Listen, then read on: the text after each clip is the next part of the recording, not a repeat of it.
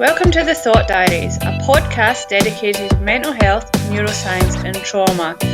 I'm your host, Roxanne, owner of Helix Trauma Training and founder of Trauma Healing UK. So today, everyone, I am joined by Andy from All Strong. Hi, Andy. Hi, Roxanne. Thanks very much for having me here today. No problem at all. It might be good for us to just start and tell everybody a bit about you and what your organisation does.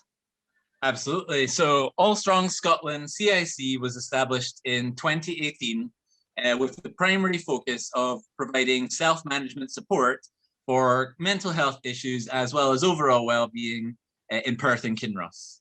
Great. So we have a physical gym, but we've always been a lot more than that, where we offer not only a great range of physical activity options, but also guided relaxations, creative and artistic opportunities, as well as an important space and several options to get socially connected with people, whether it's through an OCD peer support meeting, which we're just starting again, or one of our Fitness to Feel Better programs. There's a good offering. And again, it's quite a holistic approach to mental health support and wellness.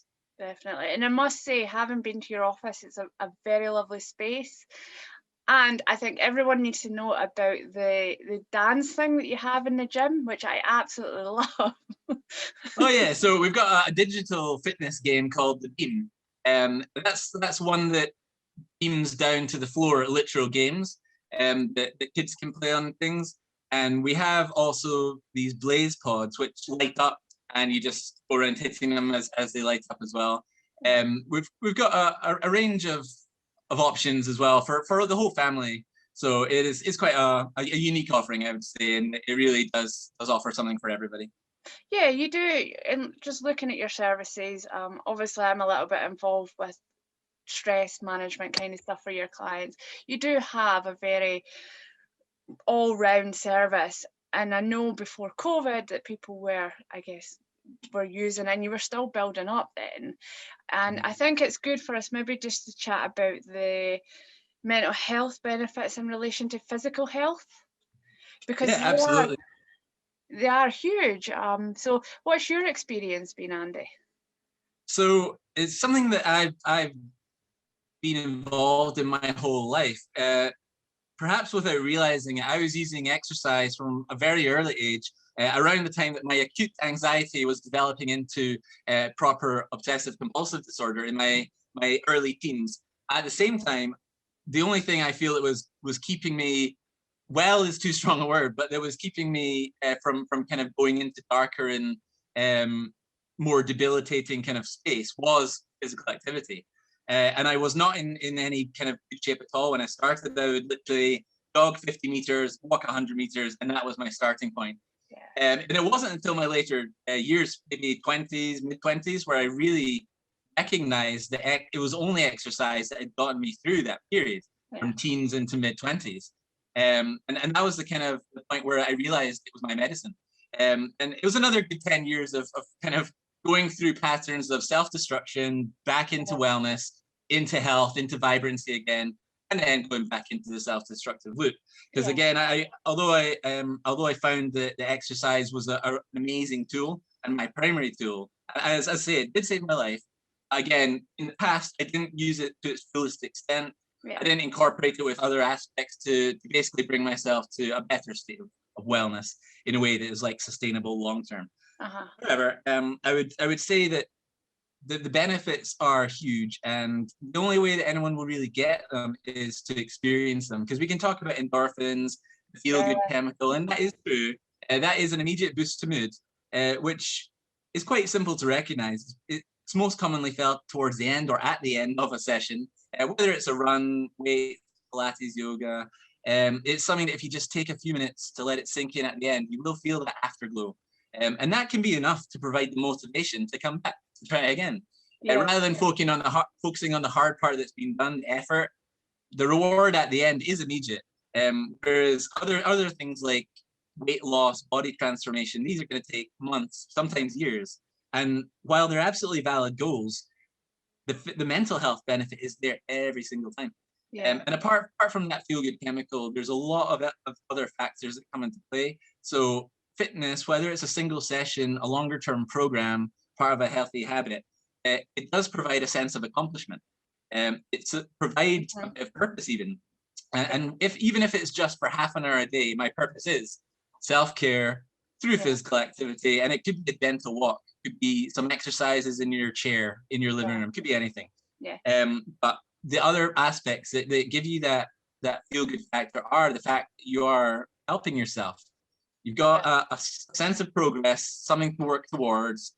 As long as you have a half decent plan, then you will be able to mark off small successes on the way. Every session or workout is a small success. Every nice walk in the nature is a nice success.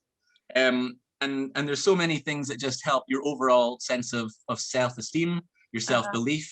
It gives you confidence and energy. If you can do that, what else can you do? So most people just talk in terms of endorphins or that chemical, but there's so much more. And it is going to be personal for each person as well. They'll be doing it for different reasons. They'll have slightly different goals. But most people, whether it is weight loss, whether it's a six-pack, whatever, lifting a certain number, it will be to feel better. What I like about what you just said there, Andy, is that everybody's goals and what everybody gets from physical exercise is different. And I think it's about finding what works for you. So you say that sense of achievement of doing every half hour, or the relaxation from yoga, or that buzz you get from physical exercise. And this might shock you, but from someone that absolutely hates physical exercise, what I found that works for me is the social aspect of physical exercise. So I love hill walking. So I've tried lots of different things, and that social buzz while being in nature and getting that physical exercise really does work. Also, I'll be good to get your opinion on this as well. So recently I have been trying to up my physical exercise, and I've been doing, like YouTube dance type things, and I've found a few that are to popular music. It's maybe something you can do, Andy, going forward. There's one on like ABBA music and the Shrek theme track, and for me that music engages me within the physical exercise. And I've found if I actually force myself to smile, this is the interesting part that I've only just discovered. If I force myself to smile while doing the exercise, I actually feel better. I don't know if you've ever experienced that. I find it hard to smile during some of my lifts and things, but afterwards, I generally, on my last rep, it's always an extreme exertion, I would say. So I generally like to let out a big woohoo after I'm done. And definitely a smile does make all the difference. And it is kind of true that smiling does connect to our relaxation system. So it can certainly help. And I think what you're saying about the social aspect as well, if you're exercising with other people, it's going to provide those smiles as well. You're going to see other people smiling or struggling as well. But again, there'll be that combination. You smile because you've made the effort. And I think it's also quite a low pressure way to socialize, because it's not about purely having a serious chat or making jokes all the time. There can be some comfortable periods where people are just exercising or walking, whatever it is, and then you can blether as you feel like. So it's 100% something that we recognize as being an essential element of fitness to feel better, as we call our program. So our key approach is to provide that combination. So physical activity, and it could be anything from that walk in nature to a higher intensity strength class, with everything in between, but with that relaxation afterwards, following both a bit of activity, a bit of calming, soothing, and then it's a really great time then to have a bit of a blether. And we do all kinds. We do more facilitated things where we're talking about a well-being theme, or we have particular topic to discuss. And we've also just find that once a group's been going for a while, they don't need that much prompting. They'll be able to have a blether. They'll be able to talk about their journey. How's it going? And that's a kind of brilliant time as well to highlight these mental health benefits, because everyone's kind of fresh from experiencing them. And that's when you find out that everyone is doing it for slightly different reasons. They're discovering slightly different benefits. And ultimately, as you mentioned, you find what works. So providing these tools, people are invited to put together their own strategy for self-management. And it's likely to involve multiple tools. And we absolutely consider that physical activity is just one tool. But as you said as well, it is kind of a gateway to these other things. So physical activity can provide the social aspect, relaxation, which always follows nicely, and can connect to just that group element for all kinds of well-being activities. So, there's a lot to it. There is so much. And the other thing we haven't mentioned is the sense of routine it can give you. So I used to work with a group of veterans within a mental health project, and they did, what was the exercise again? It's CrossFit. I think it was CrossFit classes they did, and that they went on the same days at the same time, and that was really important, just that sense of routine. And it's stuff like that you don't always necessarily think about when it comes to physical exercise. Absolutely, yeah. It's almost a support group for some people, I would say, because it is that thing to look forward to. They know they're going to be making some effort, but if they're doing it as a group, and again, it doesn't have to be a sport. Even if it's a yoga class, a strength class, they become a kind of a team, and they provide what I would say is generally, at least what we provide, is low pressure accountability. So if you've got that weekly class, that part of your routine, you have just a little bit of desire to make it. To see the other people that are also, everyone has their motivation issues. It's not constant. There's a definite ebb and flow to motivation. Having that set time in your routine, whether it always may be that there's a bit of an effort required just to get there, to turn up, that is very common. But chances are, once people do step in the door or join the Zoom, they won't regret it. They'll put in that bit of effort, but the reward will be right there. And building it into the routine can work wonders, because it takes a lot of the guesswork out of it. You know what's coming ahead. You know what to look forward to and how to prepare for it. Yeah, definitely. And I think as well, because what I find as a counsellor, that often that motivation can be quite difficult. So it could be start a fitness class, and you continue to go for a couple of weeks, and then you maybe one day, I don't have the effort, I can't put in the motivation to do that today. So then what happens is you don't go that day, and then you're like, oh well, I'll not go next week, and I won't go the next week, and then you lose that. And that could be a combination of anxiety about missing a few periods, and then going, oh well, I feel quite awkward going back. So for me, I think it's, if you do miss a week, that's okay as well. Sometimes, as you say, you've got troughs and peaks with your mental health, and it's just about trying to build a routine as much as possible, giving yourself a break when you can't actually go that week, and just go, well, I don't feel great this week, but I look forward to it when I feel better. And then you start going, and that motivation comes back, and that continuation. Do you find that with people in terms of if they take breaks, or perhaps I just see that because I'm a counsellor? No, we see it a lot. A lot of people will feel quite guilty initially if they've missed a class, even if the idea was that it is low pressure to begin with. So we find that reassurance is required. So we love to say that it's a journey, very common, of course. But if you consider what a journey is, it's absolutely fine to pause, to change paths, to ask for direction. Is absolutely fine. So we say that once you're on the journey, whether that's mental health, self-management, or fitness, it's hard to not be on it to some extent, because it's going to be in the back of someone's mind if they've made those tough first steps. Exactly. But it is important to know, I think, that it is a journey. So that break is absolutely fine, and it can be to re-energize, to maybe work on some other aspects as well. And from our perspective, All Strong would never think that somebody's has done anything at all negative by missing a session. And so we do try to point that out, but at the same time, we like to provide our sessions recorded if possible, building up a little bit of an archive in our app, All Strong Mind and Body. And I think the other thing that we've done as part of recognizing that is our latest program, Well and Connected at Home, which of course you're going to be involved in, Roxanne.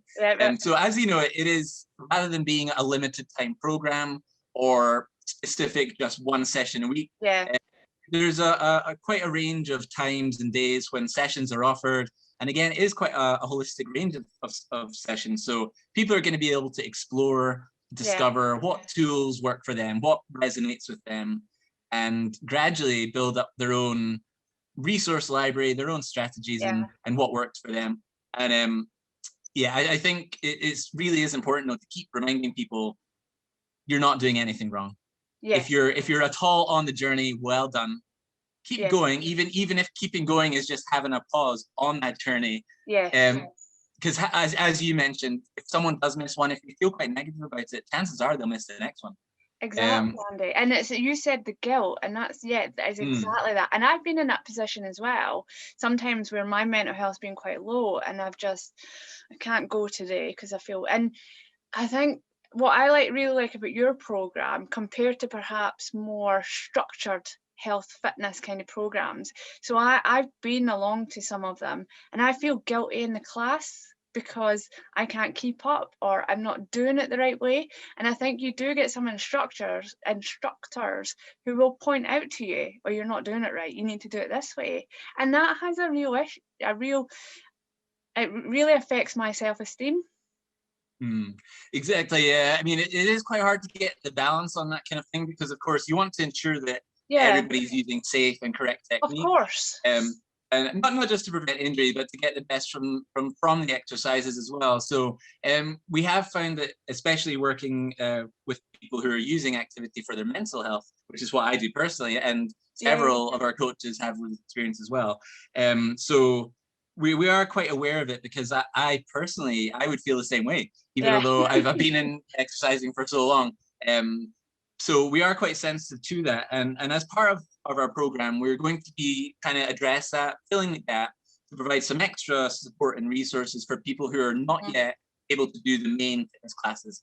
So we're going to break down some of the exercises that you would work towards, and let people know how you can get doing them safely and with a bit more just, I would say, support, just to be encouraged that nobody, or not nobody, but a lot of people are not expected to just start off on a mainstream fitness class. However, we do know that a lot of people are at that ability, so we certainly want to provide that. However, we are looking to bridge that gap, though. Certainly a lot of people signing up for programs today, they're fully ready for that self-management. But as you mentioned, there's going to be a lot of guilt around missing a session, not doing the class fully, or not doing the exercises properly. So we are addressing it at the moment. So we're going to be making some videos that both help people to build up their abilities to join the main classes, also just as entirely separate workouts that are going to be very low impact and also chair-based. So people who may have any mobility issues, joint issues, things like that, there is a starting point, which is a lot less intense. So that's coming very soon, Roxanne, but it is an important thing to say, though. It's tough to get the balance, but I think it can be done sensitively, with compassion, and as long as people know why we're giving corrections, and I think it's okay in the long run. I have been to some classes, however, Andy, where it has been done empathically and compassionately, and it's been done for my sake rather than this is kind of what you need to do. And if there's lower impact stuff, then that's fine as well. What I like about and this is probably a pro of, there's not many pros of COVID, but in terms of physical exercise, so going along to a physical exercise class and being able to turn your camera off, for a lot of people, I can see that as a real benefit. And actually it's a benefit for me, not because I'm conscientious or anything, but it just gives me that freedom. So I still feel part of something, but I can, I don't have to be so self-conscious if I'm doing the moves wrong. I can just get the best of the exercise and have that encouragement. And I think that is an important point as well, because and that is something that COVID has really highlighted for us, is that even although we are a gym that aims to support the self-management of mental health, it's not as easy as that for people to just turn up and say, oh, great, I could use your support.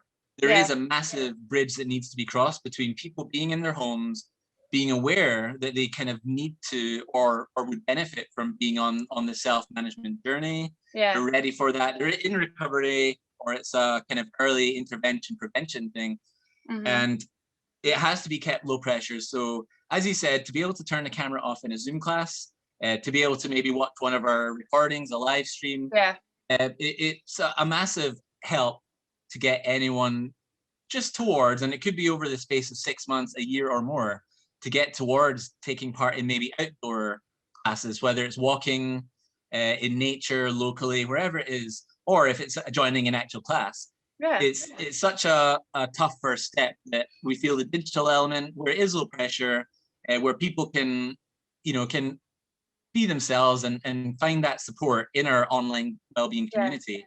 We feel that is important, and we're trying to nourish that community so that the people are able to just encourage each other, whatever level they're at. We could say, well, I made it out for a little walk today. That's a win. Celebrate these small successes. The more people see that, the more they'll want to engage themselves, we feel. And so, the plan is to keep building up that support network, the mutual motivation, the sharing of both struggles and successes, and ultimately working together to get each other and keep each other active and well. Yeah, totally. And it's that the baby steps to get there. And you're right, they might have the camera off to begin with, but once they start to see that safe place that you guys are trying to foster, then it allows that progress. And what I think is really nice, Andy, as well, is your own story and kind of what you've already alluded to, and your own experience of physical exercise. So it's coming from a real place of understanding the difficulties. And I think that just allows that empathic approach. Yeah, absolutely. And I mean, as I mentioned, my own experience is that I don't feel I would be alive anymore. I think I would have suicided many years ago, to be honest. And I've been close to that many times in the past. And it might sound ridiculous to some people, but in all honesty, physical exercises were one of the things that would bring me back from that brink. Maybe not immediately. I could be in dark periods for a week, 2 weeks, months, but it was always exercise that brought me back. And I am aware that other people maybe have used exercise to benefit their mental health, to manage it. But for me, it was a lifesaver initially. But I'm 100% that it will be part of my self-management strategy, my key tool forever. Because I know that I'll be self-management forever. Yeah. I think that's an amazing thing. And it just shows the real benefit that it can have on someone. Absolutely. And even someone like me who's perhaps not so inclined for physical exercise in terms of going to a gym, or I find ways that manage my mental health. And it's just that encouragement, and that's what your app does, and that's what your programs do, I think, Andy. And again, just that bringing a community together. Thanks. Yeah, I think it is important to be sharing the journey, because there are a lot of unknowns. You know, it is great to take inspiration from those who have already used various tools effectively. Absolutely, but again, there's a lot of people starting out that are going to have these massive self-doubts. Can I do it? Should I be doing it? Is this for me? I don't like it. But because it is a journey, you know that that's going to change. And as you were mentioning, with your own experience and stuff, there is absolutely, we believe, something for everyone. And there's just such a range of sports, there's of activities, there's new things being created and invented, which is brilliant. So there really is something for everyone. There's digital things you can do in your living room there, as well as just standard online and in-person classes. But I think the community aspect is key as well, because it's overwhelming, the amount of fitness content that's online, Instagram and Facebook, and most of it is quite an unrealistic offering, I would say. And a lot of people will be on supplements to get these kind of bodies that they're showing. And I think the other thing that's come up during COVID is just fitness people, PTs everywhere talking about mental health. But sorry, not talking about mental health, just hashtagging it. And that's there's a big difference. So nobody's actually talking about it. And they've been in the industry for many years, and this is the first time they mentioned it, which is quite interesting as well. It's the And same they in do my just industry. I'm finding all these mental health, I guess, experts popping up who have yeah, absolutely no qualifications, no background or experience, yeah, but it's a yeah. buzzword right now. It's a buzzword. It's a bandwagon. Yeah. So, Yeah. yeah. But no, I think it is just something that everyone should explore, like at their own pace as well. And although we have a gym, we absolutely don't feel that the gym will be for everyone. Of course, everyone is welcome with us, but we know from experience that for many people, it is going to be just that walk, walking in a nice place. It will be cycling. Because again, one other thing of COVID is that people have looked to these outdoor options more. Yes. And I think it is fantastic because, again, although we want members in our gym training, we also do want them getting outdoors and especially connecting with nature. Yeah. Because there's just so many factors involved in that. And if you can add that social element into a walk, fantastic. Yeah. So, yeah. Especially on a day like this. That's it. Yeah, I know it's a perfect time of year to be getting into, and as we mentioned, hopefully easing from restrictions. So that's one other aspect that we are working on just now to finalize the details of a couple of outdoor options. So we think we'll have a walk jog group, and we will also have a group with a bit of equipment just for some strength training, some kind of fun stuff as well. So, I might come to the walk the dog group, Andy. oh, absolutely. Yeah, walk jog group.